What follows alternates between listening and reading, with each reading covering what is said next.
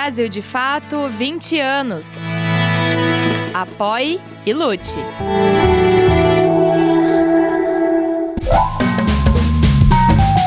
Brasil de Fato Entrevista. Olá a todas e a todos, está começando agora mais um Brasil de Fato Entrevista e hoje a nossa conversa é com o Gregório do Vivier. Tudo bom, Gregório? Como vai? Opa, querido, tô bem. E vocês, tudo certo? Prazer falar com o Brasil de Fato, com a CP Mídia, sou fã de vocês, parabéns aí pela resistência. Gregório do Vivier é ator, humorista, roteirista e escritor. Fez trabalhos importantes no cinema e no teatro, mas ganhou projeção nacional a partir de 2012, como um dos fundadores do canal de esquetes de humor Porta dos Fundos. Neste ano, voltou ao teatro com 2 espetáculos, Sísifo, um monólogo, e Portátil, com atores que também integram o Porta dos Fundos. Obrigado, Gregório, pelo papo, viu? Por agendar aí um tempinho pra gente, eu sei que tá corrida a agenda. Você está em cartaz com 2 peças no Rio de Janeiro, uma delas, na verdade, já acabou na última semana, o Sísifo, e a outra é o Portátil. Mas queria falar sobre o Sísifo primeiro. Você faz uma análise nessa peça sobre o Brasil contemporâneo a partir da ideia do eterno retorno do mito grego, né? Que Brasil distópico é esse que a gente pode relacionar com a mitologia? Olha, a mitologia, ela sempre ajuda a gente a ler a realidade, né? Aliás, toda a mitologia, não só a grega, mas a iorubá, que não, na mitologia portuguesa, brasileira, a gente tem também já as nossas mitologias. Eu sou fã de mitologia de modo geral, porque eu acho que é uma maneira de entender a realidade. É através de mitos, através de histórias, e não só através de explicações lógicas cartesianas. Eu acho que as histórias, as parábolas, elas dizem muito sobre a condição humana. E eu acho que o Sísifo é esse mito grego, só explicando brevemente, não é? Daquele homem preso, condenado pelos deuses a subir uma montanha carregando uma pedra, e assim que ele chegasse no final da montanha, a pedra ia rolar de novo, montanha abaixo, e ele ia ter que buscar a pedra e levar. E ele é condenado pelos deuses a fazer isso eternamente. Para o resto da eternidade, ele vai ficar empurrando aquela pedra ladeira acima, e ela nunca vai estacionar no topo. E os deuses condenaram Sísifo por isso, porque Sísifo, ele queria a eternidade, ele tentou enganar a morte. Então os deuses falaram assim, você quer mesmo ser eterno? Então toma aí um trabalho eterno para você entender o suplício que é a eternidade. Só que Camus, no século XX, vai olhar para aquilo, para esse mito, e falar assim, olha, eu imagino o Sísifo feliz, ele diz. Por quê? Porque ele tem uma pedra para carregar, ele sabe precisamente o que ele tem que fazer nessa vida. E ele compara Sísifo ao ator, preso também numa repetição, que é o teatro, mas ao mesmo tempo fazendo dessa repetição o seu ofício. Então o Sísifo, ele carrega esses 2 significados, tanto alguém preso numa tarefa absurda e sem sentido, desesperadora, quanto alguém que faz da repetição absurda o seu ofício e tenta tirar algum prazer disso. E o que tem a ver com a gente, com o Brasil? Bom, primeiro tem a ver, claro, com o teatro, todos estão ali vendo um Sísifo, porque toda peça é um ator, todo ator é um Sísifo, mas também com o Brasil, porque o Brasil é também esse eterno desmoronar, essa impressão de que a gente tem sempre que reconstruí-lo ao longo de alguns anos, né? Nossa democracia, ela nunca durou mais que 20 anos, 30 anos no máximo, e tem sempre uma grande crise democrática, quando não um golpe militar. Então, eu tenho a impressão de estar sempre reconstruindo no Brasil. É aquela impressão do Caetano, naquele verso, que na verdade é uma citação do Lévi-Strauss, que é: aqui tudo é construção, mas já é ruína.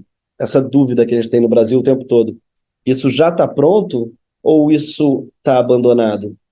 Né? Está em construção ou está abandonado? É uma dúvida que a gente tem em relação ao país mesmo. E o Sísifo fala dessa dúvida, a peça fala dessa dúvida, sobre essa eterna construção que é o Brasil em cima de ruínas. E você trabalha também com alguns elementos das redes sociais, essa exaustão do hiperfoco, né? Que tipo de ser humano vai sair desse momento que a gente vive? Olha, eu acho que desse momento que a gente vive, precisamente, vai sair um ser humano muito curioso. E é ótima a sua pergunta, porque eu acho que as pessoas são filhas do seu tempo, né? E eu acho que nós somos a última geração, não sei se você tem a mesma idade que eu, mas estou chutando que sim, né? Nós que nascemos ali nos anos 80, somos 86, mais precisamente. Exatamente. Você também? Eu também, 86. Olha, que barato, tá vendo? Acertei então em cheio. Aí. Pô, nós somos a última geração, talvez, a lembrar do que era o mundo pré-digital, não é? As pessoas não sabem o que é, quem tem 20 anos não sabe o que é ter que procurar uma coisa numa biblioteca, quando você não sabe o que encontrar, não é? Ou ter aquelas enciclopédia Barça, que era um tesouro que você tinha em casa, ou Britânia, e que você ia lá catar na letra tal, e às vezes faltava, lá em casa faltava uma letra que alguém tinha perdido, então certas coisas não tinha como procurar. Então, assim, esperar uma música na rádio para poder gravar na fita cassete, né? exatamente, e aprender a tocar ela, porque no fundo era a única maneira que você tinha, né? Então, tem várias crises que se abrem com essa internet. Tem muitas vantagens mesmo, acho que a gente não pode ser só chauvinista, achar que o mundo piorou e ninguém mais sabe fazer nada, porque procura tudo no Google. Tem muitas qualidades, eu acho, claro. O acesso à democratização de muita coisa, o próprio Porta dos Fundos é filho disso também, de você conseguir ter um veículo na internet, que era uma coisa que antigamente o veículo era a Globo, era o SBT, era tal, eram corporações, pra você ter um veículo de comunicação. E hoje todo mundo é um veículo, isso tem suas vantagens. Mas tem também suas desvantagens, e para mim a principal desvantagem é o fato de que nossos veículos, nós todos, não somos veículos, na verdade, nós somos submetidos a outros veículos que são muitas vezes invisíveis. O que eu quero dizer com isso? A gente tem a impressão de que é veículo e está produzindo informação nos nossos perfis, mas na verdade esses perfis pertencem a corporações que mediam e censuram mediante algoritmos aos quais a gente não tem acesso. Então somos todos submetidos a algoritmos invisíveis e indecifráveis.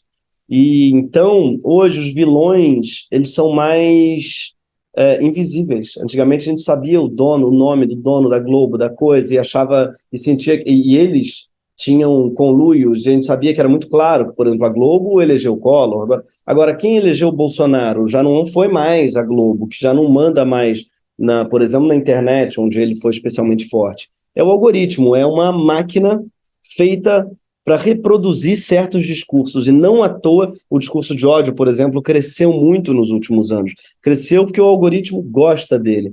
Então, essa liberdade que a gente tem de estar produzindo conteúdo e essa grande farra da internet, de todo mundo poder postar e tal, ela é mentirosa, porque é uma liberdade ilusória, já que ela está submetida à viralização de um conteúdo, por exemplo, depende do algoritmo. E mais, essa plataforma pode te apagar e te suspender a qualquer momento. Eu vou aproveitar o teu gancho, inclusive, para falar sobre uma coisa que eu ia trazer mais para frente. Mas você, por exemplo, optou pelo streaming, né? Pela internet, por essa outra maneira de se comunicar. Saiu da realidade da TV aberta ou mesmo da TV a cabo, enfim, para ir para Greg News, né?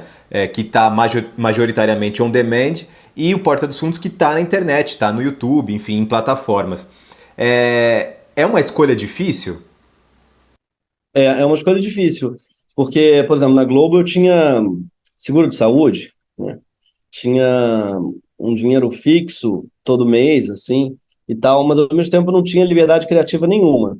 A gente não conseguia dizer o que a gente queria. A gente tinha um monte de sketch que a gente escrevia que não era filmado, porque os caras falavam, desculpa, isso aqui, tinha até uma expressão que se usa muito na coisa que é o brasileiro médio, até brinco, até gente fala porque é o afegão médio, sei lá o quê, mas tem essa brincadeira de que o brasileiro médio não vai entender essa piada, no brasileiro médio não gosta disso, às vezes falam da classe C também, que é essa entidade que os executivos de TV gostam muito de evocar, né? Porque a classe C não gosta desse tipo de humor e tal, baseado muitas vezes em pesquisas, mas como é que você faz pesquisa para saber do que uma pessoa acha graça? Não é muito subjetivo, assim. Renato, vem cá, você fingiu que tava doente só para não ir lá na exposição de caneta tinteiro comigo? Eu fingi que tava... Por que eu ia fingir que eu tava doente, cara? E diziam pra gente que o humor do Porta nunca ia dar certo no Brasil. E se não fosse a internet, a gente talvez estivesse acreditando neles até hoje. Na internet a gente descobriu que não dá para acreditar em pesquisa. Ou se dá, elas dizem muito pouco sobre o que as pessoas querem ver de fato. Como dizia Gilberto Gil, que foi para mim quem falou melhor sobre isso, o povo sabe o que quer, ele quer o que não sabe. Isso é perfeito para mim.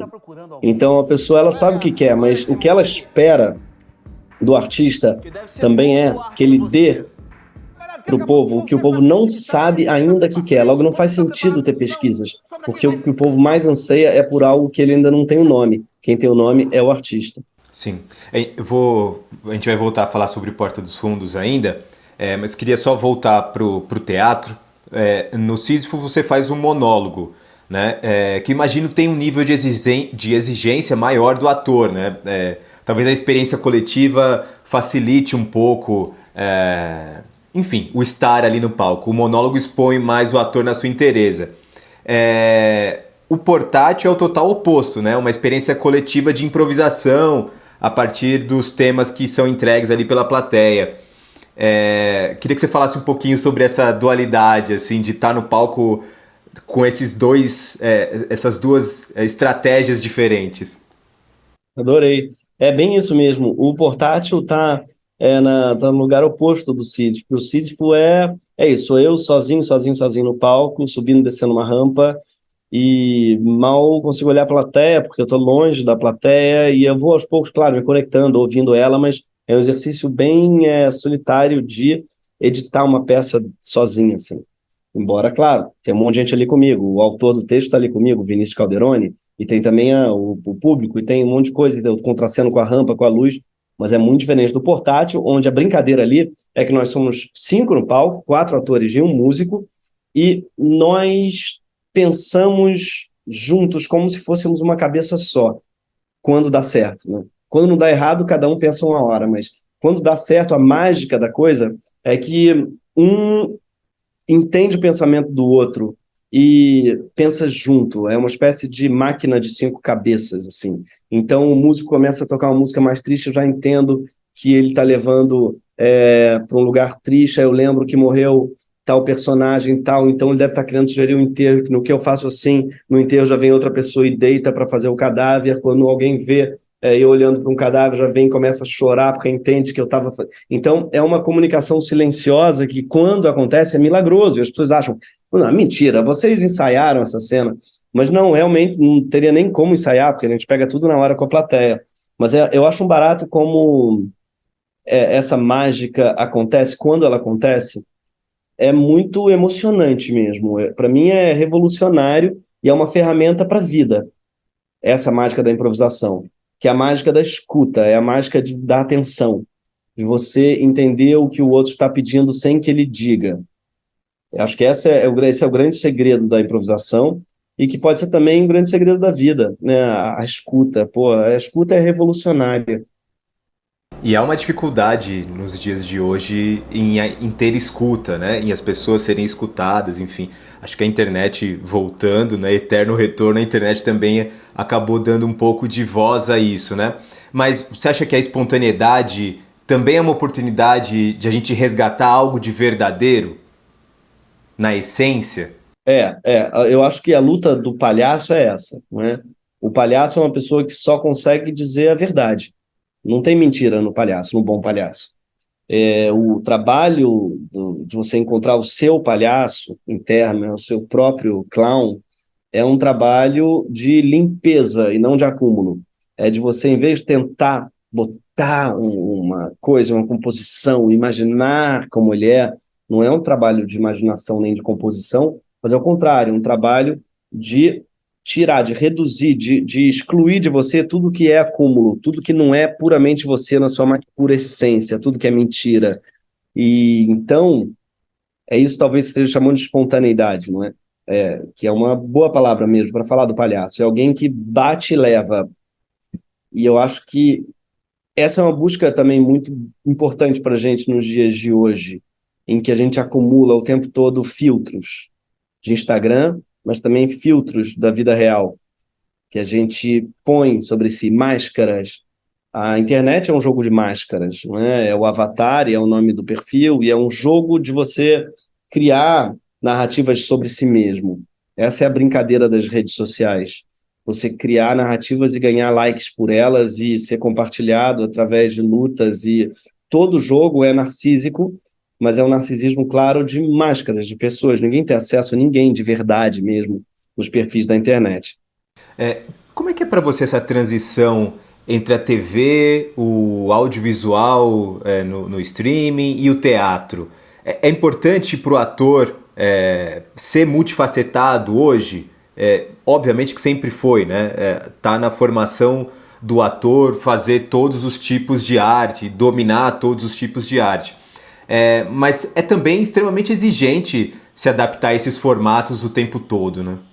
Sim, muito, mas ao mesmo tempo eu acho que o ator tem esse presente na vida dele, que é experimentar outras realidades, outras dimensões. Nem todo mundo sabe, né, o que seria se fosse outra coisa. As pessoas muitas vezes passam uma vida trancafiados nas escolhas que eles fizeram. Então, se uma pessoa é uma médica anestesista, evangélica, paulistana, moradora do Brás, todas são coisas que ela identifica como sendo elas mesmas de uma maneira muito blindada e imutável.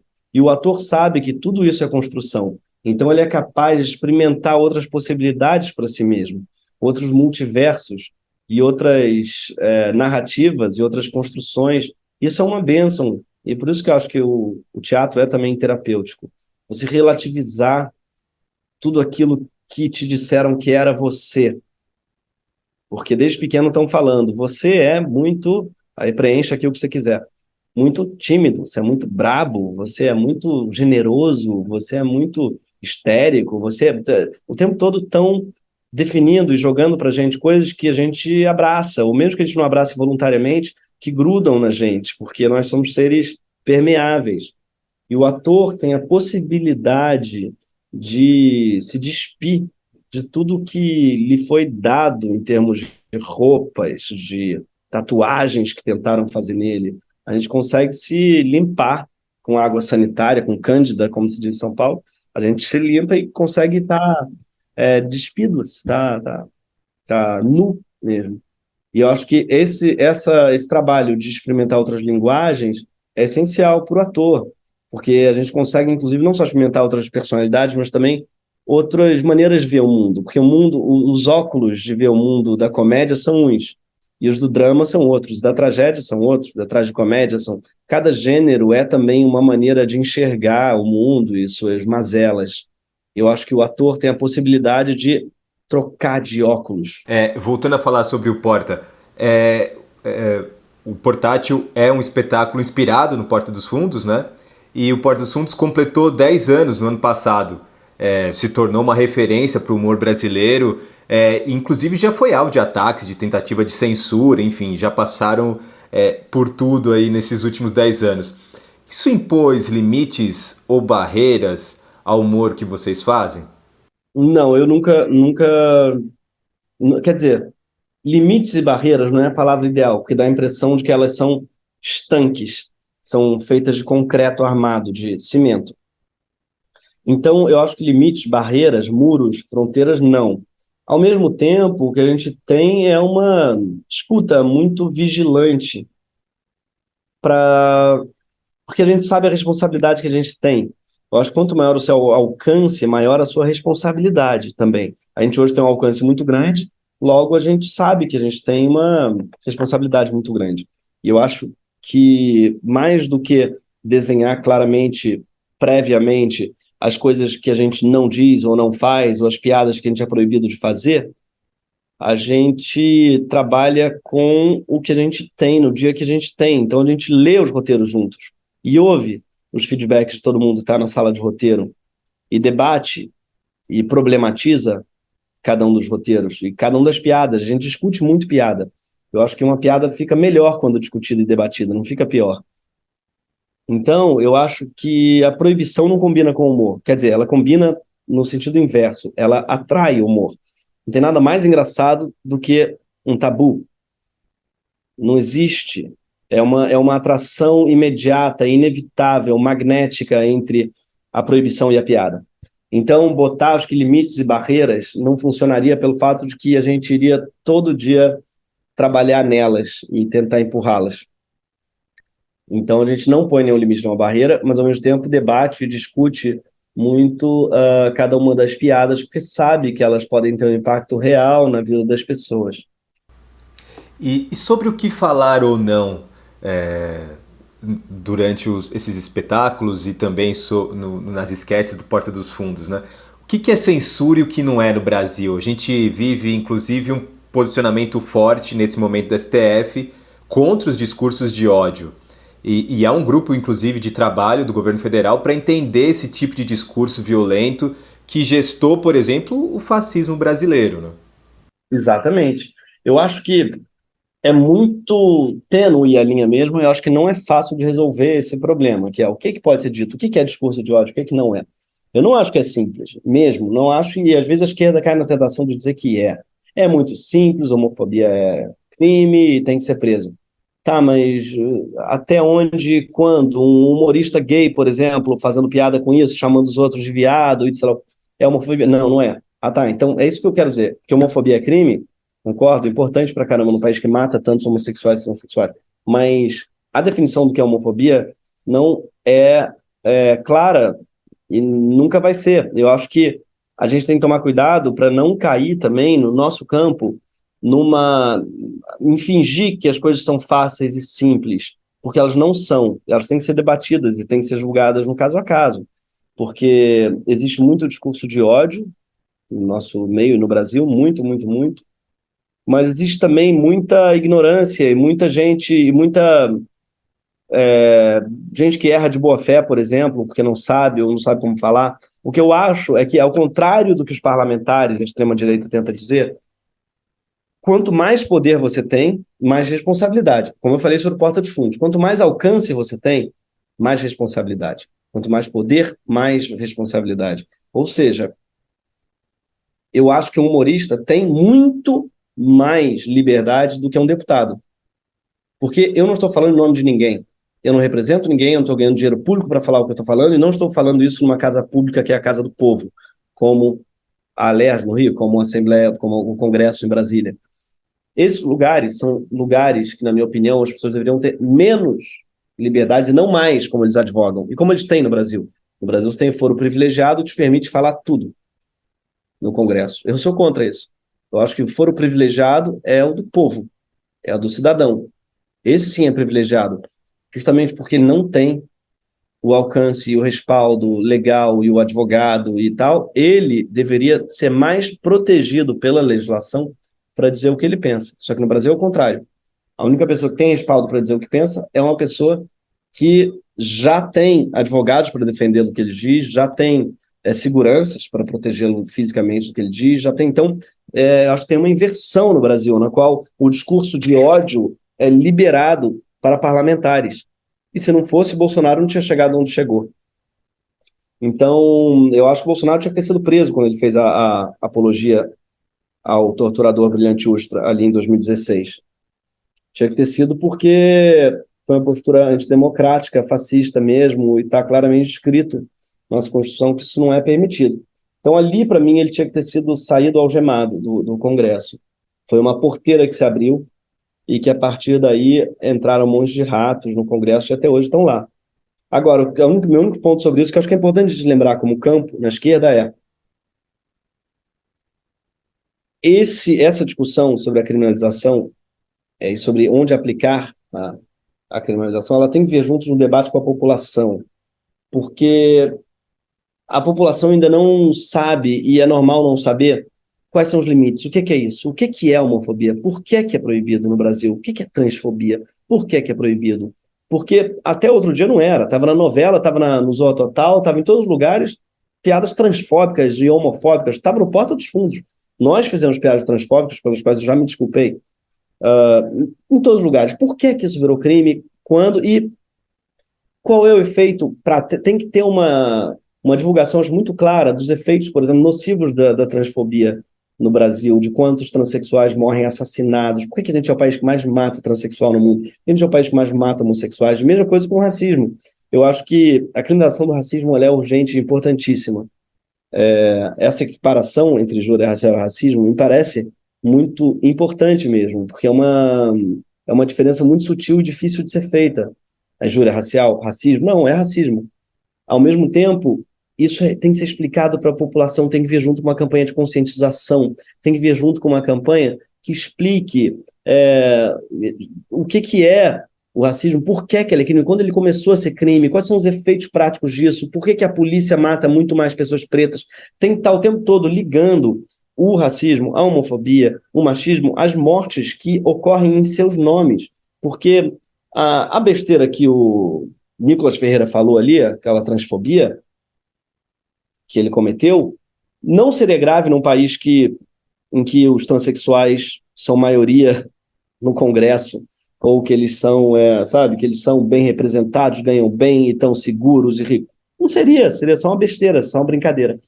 O fato dele falar isso num país que mata diariamente transexuais, espancados, queimados, surrados, é o que torna aquilo discurso de ódio e criminoso.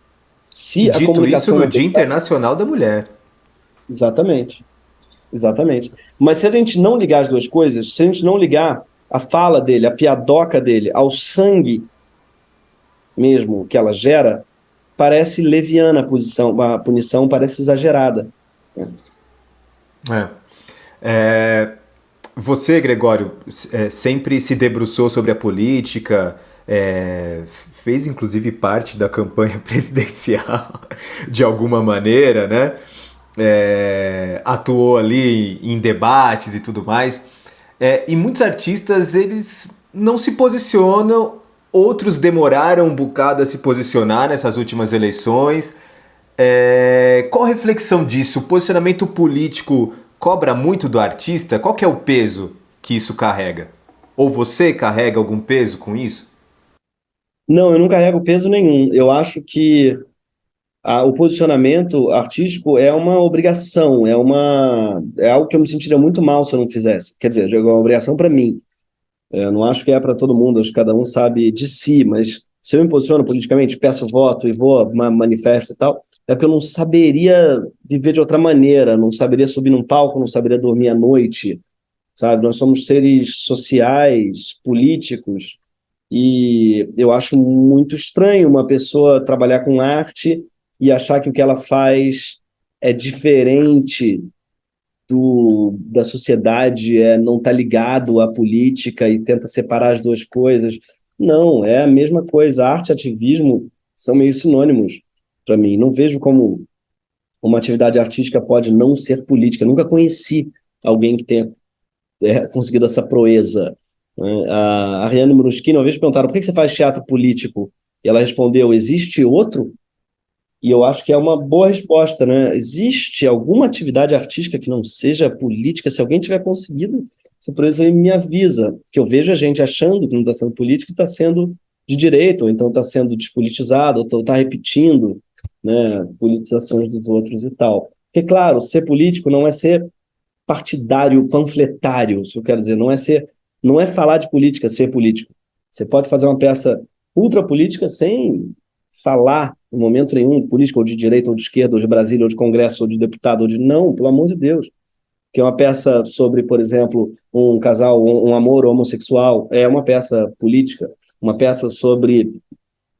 qualquer peça que fale de racismo, da maneira que for, é política. São os temas, os temas que nos atravessam, são todos políticos. O amor é político, a vida é política, né? Então, eu não conseguiria não ser, eu não sei qual é a outra opção se não ser político, né?